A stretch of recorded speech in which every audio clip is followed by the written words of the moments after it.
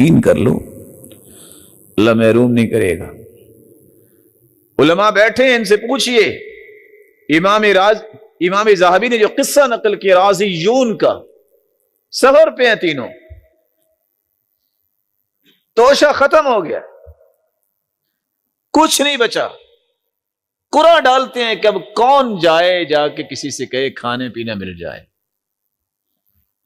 کوئی بھی تیار نہیں ہو، بھوک میں سوئے۔ رات کو خواب آتی ہے وقت کے حکمران کو کہ تیری حکومت کیسی ہے، 3 نیک لوگ فلاں جگہ پہ ہیں، فلاں فلاں ان کا نام ہے اور تمہیں پتہ ہی نہیں ہے۔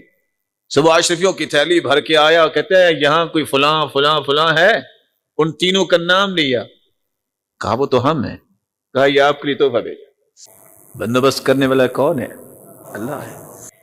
جب یہ یقین ہو جائے تو وہ ضائع نہیں کرتا۔ اللہ ذوالجلال یہ یقین نصیب فرمائے۔